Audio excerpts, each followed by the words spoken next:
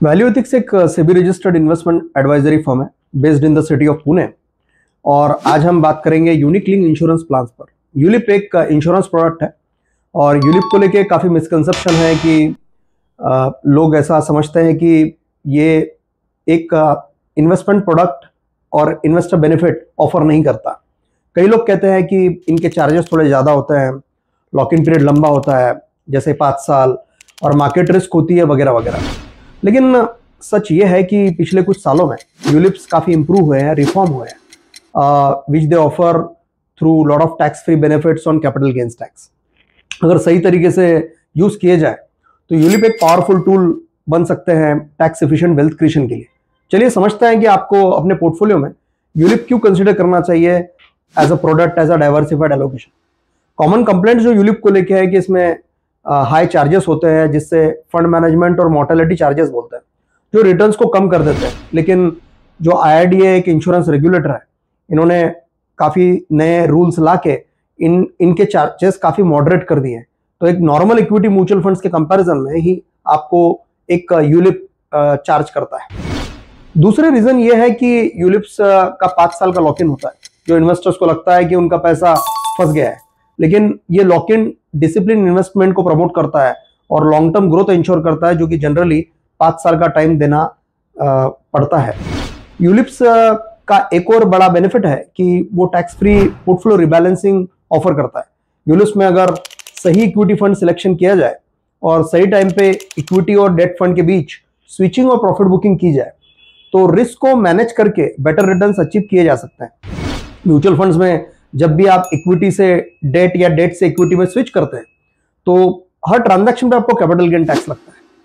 Long term capital gain tax 12.5% होता है और शॉर्ट टर्म में 23% तक का टैक्स लग सकता है।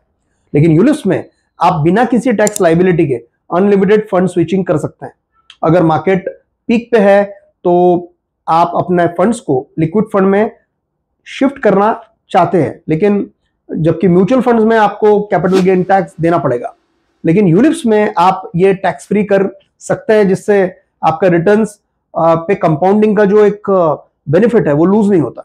जब मार्केट गिरता है तब बिना किसी टैक्स या कॉस्ट के आप इक्विटी फंड में से वापस इन्वेस्ट कर सकते हैं, जो लॉन्ग टर्म में ज्यादा प्रॉफिटेबल होता है। इसे एक एग्जांपल के थ्रू समझते हैं। से एग्जांपल आपका एक 50 लाख का इन्वेस्टमेंट है, जिसमें एक बार आपने यूलिप में भी पैसा डाला और म्यूचुअल फंड में पैसा डाला। म्यूचुअल फंड्स में पैसा 5 साल तक लॉक इन रहता है, तो एक 5 साल के टाइम हॉरिजॉन में एक 50 लाख रुपीस की इन्वेस्टमेंट आपकी से with 12% CAGR growth in 5 years 85 lakh हो गई।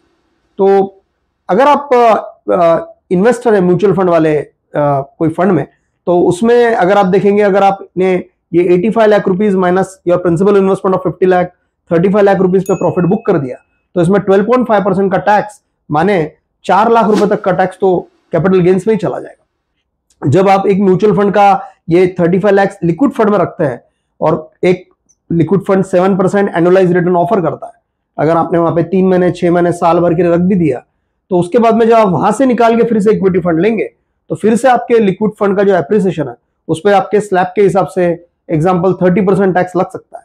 तो वहां पे और आपके कुछ 40,000 रुपए टैक्स में चले गए।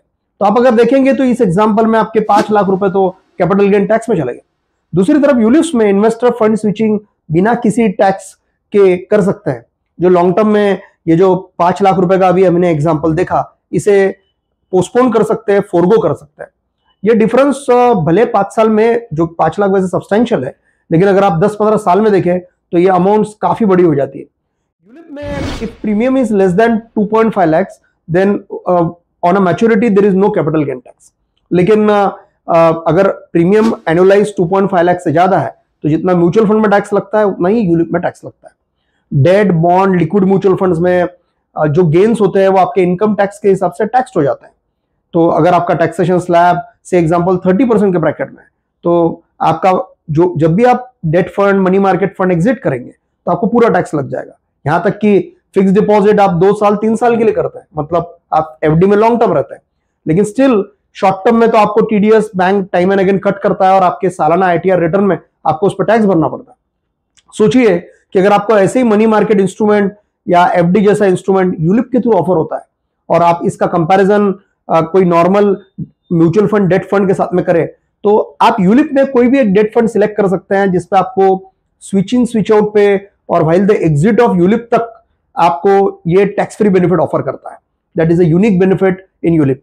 यूलिप आप लॉन्ग टर्म वेल्थ क्रिएशन और इंश्योरेंस प्रोटेक्शन का एक बेहतरीन कॉम्बिनेशन देता है। ट्रैक रिकॉर्ड अगर आप यूलिप फंड्स के देखें तो यूलिप फंड्स जो बहुत ऐसे चुनिंदा यूलिप फंड्स है जिनके एलोकेशन चार्जेस कम है, तो आप यूलिप फंड्स के रिटर्न्स म्यूचुअल फंड्स के बराबर ही होते हैं और स्टॉक मार्केट में इन्वेस्ट होते हैं और उसी किस्म के competitive return 15 to 18% CAGR offer करते हैं। कई financial institutions like ICICI, HDFC और कोटक लाइफ इंश्योरेंस ये कुछ सिलेक्टिव यूलिप प्लान्स जो कस्टमर सेंट्रिक है, इन्वेस्टर सेंट्रिक है, विद लेस चार्जेस है, one can see here in the list, offer किए जाते हैं।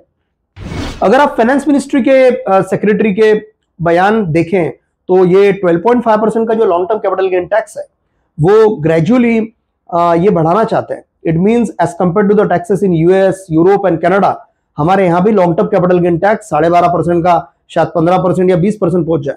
तो ये बहुत जरूरी है कि we need to strategize right product in our overall wealth portfolio to save on the capital gain tax.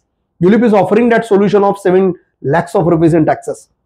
वैल्यूथिक्स में हम इन्वेस्टर्स को उनके फाइनेंशियल गोल्स के हिसाब से बेस्ट यूलिप प्लान्स सिलेक्ट करके उनकी मदद कर रहे हैं। अगर आप अपने इन्वेस्टमेंट्स को बेटर स्ट्रक्चर करना चाहते हैं तो आप हमें इस ईमेल आईडी और मोबाइल नंबर पे कांटेक्ट कर सकते हैं। धन्यवाद।